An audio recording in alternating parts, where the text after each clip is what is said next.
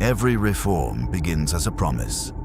This one promised freedom. Freedom for the forgotten, the men and women shut away for a lifetime behind the walls of Sweden's mental hospitals. No more locked wards, no more keys, a kinder country. It was signed, celebrated, and sold to a nation as an act of mercy. And one of the men who built it put his name at the very top of the page. He could not have known, no one could, that the door he was opening would one day let in the very thing that would destroy his own life. This is the story of a reform that was sold as liberation, and of what it truly set free. To understand the tragedy, you have to go back to the promise, and to the place it was meant to end. For most of the 20th century, Sweden's answer to serious mental illness was the institution. The great mental hospitals, where the sick were sent and too often simply kept.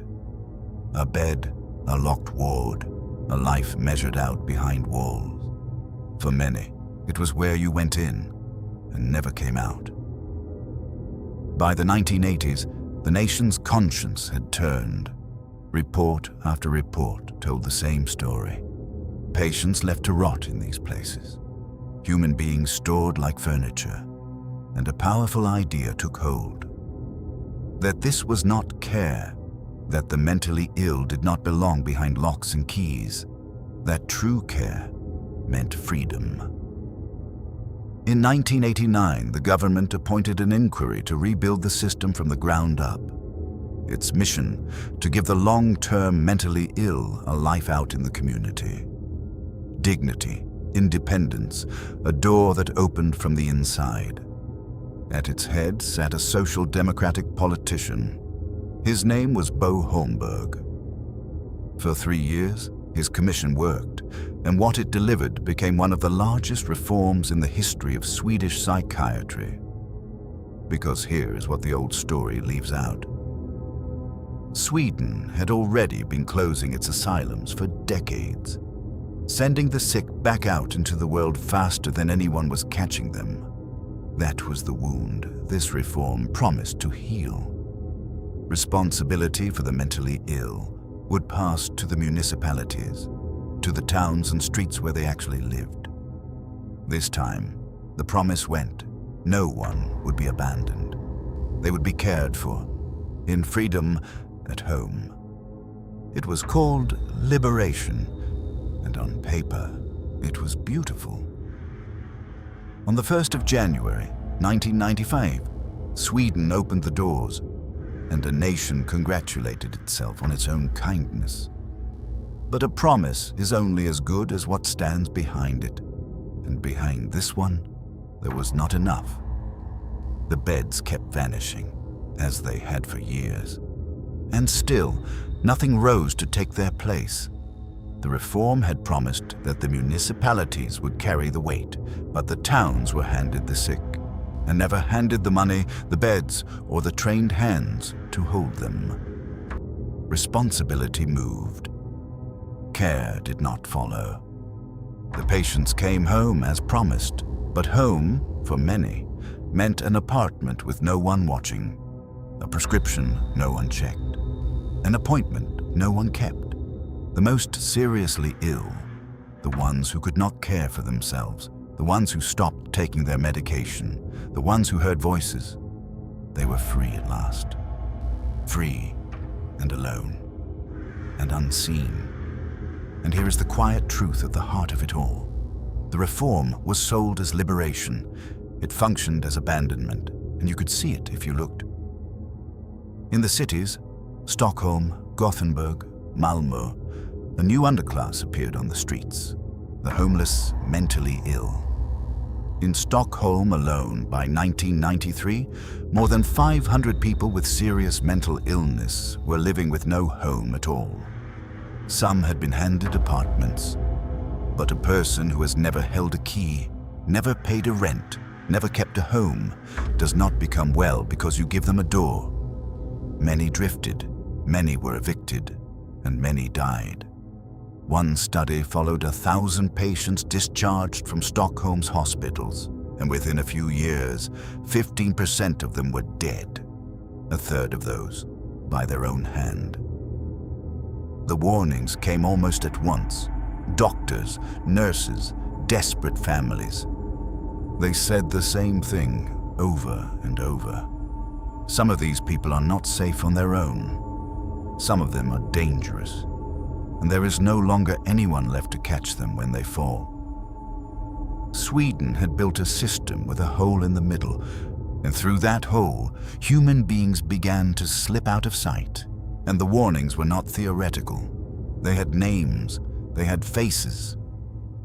In the summer of 2000, 4 young girls were down by the water at a swimming spot outside the town of Bollnäs. 2 of them swam, 13-year-old Lotta Smenstorp and her friend. 2 more sat at the edge, singing Lotta's little sister, Stina, and hers, just children. And the bright, ordinary sound of their laughter and their song carried across the water.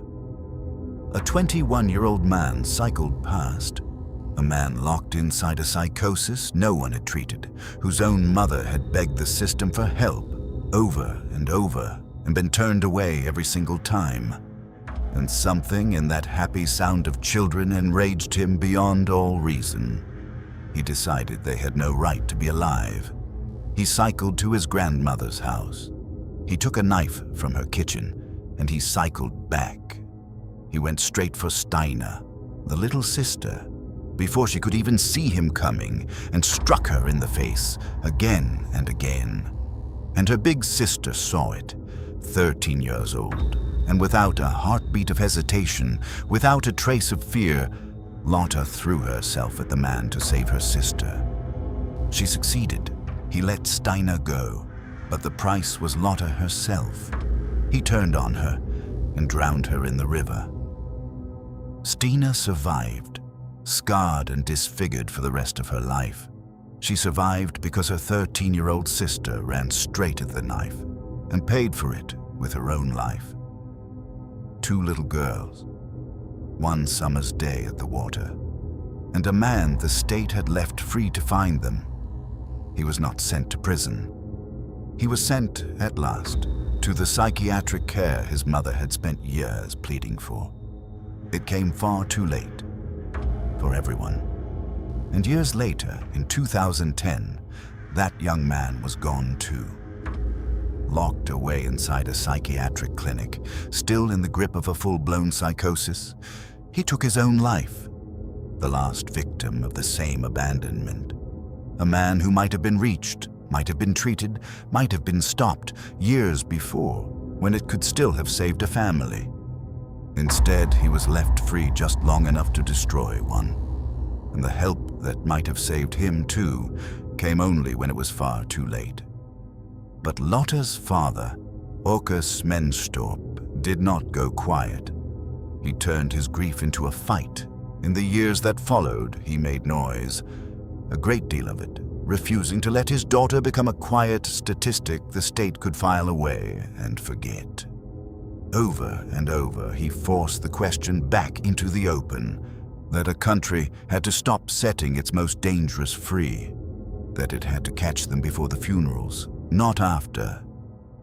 That the thing sold to the nation as liberation was, in plain truth, a failed experiment, and it was being paid for in the blood of children. Few in power wanted to hear it.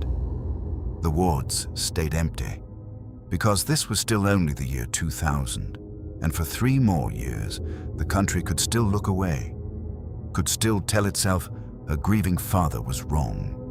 A child was already dead. A child was already scarred for life. The warnings had already come true, on the youngest, most innocent victims of all. And still, nothing changed. For a while, her town grieved, and then the country did what countries do. It looked away. Until one year, 3 years after Åke Smenstorp began to shout, it no longer could. The year was 2003, and in 2003, the bill came due.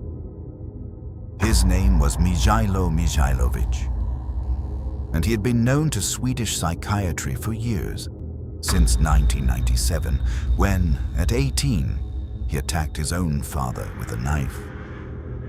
In the years that followed, he drifted in and out of the system that was meant to hold him. Assessments, sentences, threats against others, a man who frightened everyone around him, passed from hand to hand and never truly caught.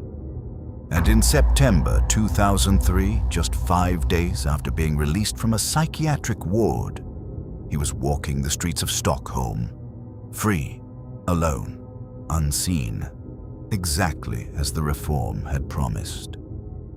On the 10th of September, a woman was shopping in the NK department store in the heart of the city. She was 46 years old. She was Sweden's foreign minister. Brilliant, beloved, spoken of as a future prime minister. And like so much of Swedish public life, she moved without bodyguards, open, trusting, one of the people. She never saw him coming. He struck her with a knife there among the shoppers and vanished into the crowd. Surgeons fought for her through the night, and on the morning of the 11th of September, 2003, Anna Lindh died. A nation broke. And in the days that followed, one question rose above all others. How could a man this dangerous, a man who had knifed his own father, be left free to kill a minister of state? Slowly, the questions circled back. To the reform, to the emptied wards, to the inquiry that had designed it all. That inquiry had a chairman. Do you remember Bo Holmberg? Because Bo Holmberg was Anna Lindh's husband. Let that settle. The man who had chaired the inquiry behind the reform sold as liberation, that functioned as abandonment, was married to the woman it had just left dying on a hospital table. He had helped open the door, and through it walked the man who took his wife. This is not justice. Justice would need someone to have wanted this. No one did. It is something colder. It is what fate looks like when a man opens a door in the name of mercy and watches his own life walk through it and never come home. Bo Holmberg never truly told the world what it was to carry this, and how could he? He, more than almost anyone alive, understood exactly what had failed. He had led the inquiry that shaped it. So somewhere, in the long silence of his grief, did he ever draw the line? From the system he helped build, to the knife that took his wife. We cannot know. He kept it to himself. Bo Holmberg died in 2010, 7 years after his wife. Whatever he came to understand, whatever he blamed himself for, he carried it with him all the way into the grave. He and Anna Lindh left 2 sons behind, and the question hangs over all of it still, and it will not go away. What does a man do when the door he opened in the name of mercy comes back and takes the one he loved most? And here is what they will not tell you at the memorials. Anna Lindh was not an exception. She was the most famous name on a list, because 2003 was not one tragedy. It was a season of them. Start in the west of the city. By the spring of 2003, the man who lived there was drowning. Somewhere inside his mind, the ordinary world had come apart. The faces of strangers had stopped being faces. He had come to believe the streets were full of trolls, creatures out of a nightmare, wearing the shapes of men and women. He was terrified, and to his credit, he did the one thing we beg a frightened, sick person to do. He asked for help. He went to the police, and the police did their part. They did not turn him away. They took him, a man in the middle of a full psychotic break, to a psychiatric clinic and handed him to the people whose entire reason to exist is to care for a mind like his. And then the machine the reform had built did precisely what it was designed to do. It assessed him, and it discharged him. A psychotic man sent back out through the same door he had walked in, because there was no bed, no box ticked, no obligation to keep him. Freedom. Exactly as promised. What he did with that freedom, he did in the streets around Okashov station. He found an iron bar, and he went hunting the trolls. The trolls were a 71-year-old man on his way home from the swimming hall, a workman going about his day, 2 schoolgirls, 12 and 13 years old. He swung at all of them. The old man he beat until he died. It should have been the worst thing that family would ever be known for.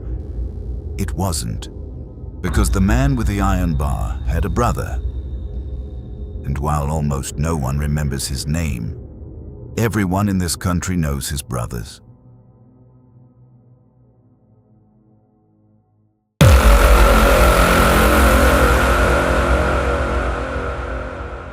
His brother is Martin Jonsson, the name that would, years later, be seared into the national memory. The man who beat his former partner, Lotta Rudholm, to death with his bare hands. And she was not the first. Years before, he'd already beaten another person to death. One of the most notorious killers this country has produced in a generation. 2 brothers, 2 killers, both sick, both dangerous, both known to the authorities for years, and both, again and again, set loose. One broken system failing one family, twice. Let there be no confusion here. These were not innocent men. They took lives, and nothing will ever soften that. But they were also exactly the kind of men the old Sweden would have kept behind locked doors. And the new Sweden had decided it would rather not.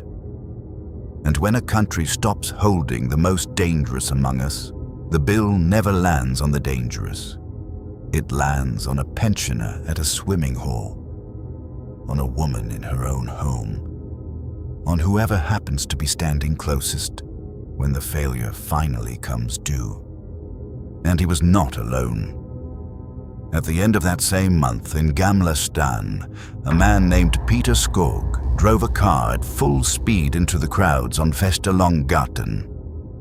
2 dead, 28 injured. He suffered from paranoid schizophrenia. He had been treated for it in 3 different countries. He told the court he was innocent. The car, he said, had been remote-controlled by Iranian agents who bugged his home and controlled the Swedish police. And then came the 11th of September. The same day, Anna Lindh lay dying in a Stockholm hospital. 300 kilometers away, another failure was reaching its end, and this one had been building for years. 2 years earlier, in the dark, a fire had swallowed one of the oldest wooden churches in the country, the medieval church at Södra Råda. 600 years of history gone to ash in a single night. The man who lit it was coming apart. He heard voices, and by 2003 he was, on paper, a patient, held, supposedly, in psychiatric care at the hospital in Arvika. Supposedly. Because on that September morning, he simply walked out. He made his way to a preschool, a place built for the smallest, most defenseless people in the country. He climbed the fence. He had a knife. The voices, he would later say, had told him to kill.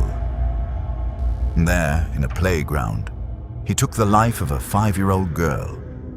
Her name was Sabina Eriksson. Hold that for a moment. On one single day in September 2003, The same broken system let one psychotic man knife down the foreign minister of Sweden in her own capital, and let another knife down a 5-year-old at her preschool in a quiet Värmland town. 2 blades. One day. Different hands, different weapons, but the same wound. A country that had emptied its hospitals and looked away. As for the man who killed Anna Lindh, the state could not even agree on what he was. First, the courts sent him to psychiatric care. Then they reversed themselves and sent him to prison, ruling he had no serious illness at all. A system so broken, it could not even name its own failure. And it was not as if no one knew. In the year 2000, Sweden's own Minister for Social Affairs, Lars Engqvist, stood up and named the reform for what it was. One of the great social policy failures of the decade. The government itself admitted it. Think about the year that was. Because in that very same year, 2000, a grieving father in Bollnäs was shouting himself hoarse, pleading with his country to hold its most dangerous before they could kill again. Remember him? Åke Smenstorp, the man who had buried a 13-year-old daughter. From the very bottom, a father in raw grief, and from the very top, the responsible minister of the government. The same verdict in the same year. The reform had failed, and people were dying for it. One said it in a committee room, one screamed it over a grave, and the country listened to neither. And still, no minister resigned. No official stood trial for the empty wards. The politicians moved on. The reform, sold as liberation, kept its name. Only the dead paid. A foreign minister, a pensioner, a 13-year-old girl at a swimming spot, a 5-year-old at her preschool, and all the quiet, nameless others who slipped through the hole in the middle and were never counted at all. So here is the question we leave you with. When a state builds a system that kills the very people it swore to protect, and not one hand is ever raised to answer for it, was it ever really about mercy? Or was freedom simply the cheapest thing they could offer, and call it care? Some doors, once opened, can never be closed again, and Sweden is still learning what it let out.